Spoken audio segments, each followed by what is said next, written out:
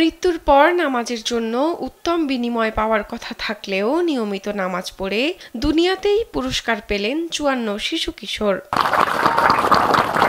আমরা যেন সারা জীবন ৫ ওয়াক্ত জামাতের সাথে নামাজ পড়তে পারি, সবাই আমাদের জন্য দোয়া করবেন। ৪০ দিন ৫ ওয়াক্ত মসজিদে গিয়ে সালাত আদায়ের প্রতিযোগিতায় অংশ নিয়ে সাইকেল সহ বিভিন্ন পুরস্কার পান তারা। ৪০ দিন নামাজ পড়ার জন্য এই সাইকেল পেয়েছি। ৫৪ অংশগ্রহণকারীর মধ্যে ৪ জন শিশু ও কিশোর ৪০ দিন ৫ ওয়াক্ত জামাতের সাথে নামাজ আদায় করে বুঝে নেন একটি করে বাইসাইকেল। ৪০ দিন জামাতে ৫ ওয়াক্ত নামাজ পড়ার জন্য একটি সাইকেল পুরস্কার পেয়েছি।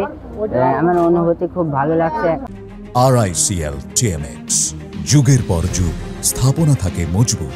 এছাড়াও অংশগ্রহণকারীদের হাতে তুলে দেওয়া হয় স্কুল ব্যাগ, ছাতা ও হাত ঘড়ি সহ নানা পুরস্কার। এই অনুষ্ঠানে ৪ জনকে আমরা নির্বাচিত করেছি, যারা ৪০ দিন ৫ ওয়াক্ত জামাতের সাথে নির্বাচিত করেছে। তাদেরকে সাইকেল উপহার দেওয়া হয়েছে, সবাই খুশি।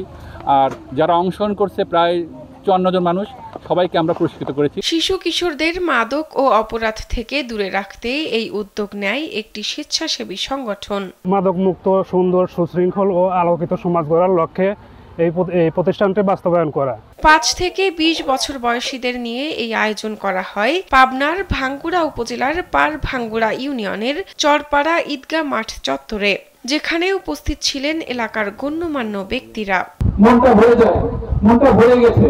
জীবনের শেষ দিন পর্যন্ত তোমরা ৫ ওয়াক্ত নামাজ আদায় করবে। অনুষ্ঠানে প্রধান অতিথি হিসেবে উপস্থিত ছিলেন ভাঙ্গুড়া উপজেলার উপজেলা নির্বাহী কর্মকর্তা মোসাম্মদ নাজমুন নাহার। আমরা তোমাদের কাছে এই আশা রাখতেই পারি যে তোমরা এই যে নামাজ ধরেছো, নামাজের পথে এসেছো, ইসলামের পথে এসেছো, এইখান থেকে তোমরা আর কখনো কোনো দিন বিচ্যুত হবে না।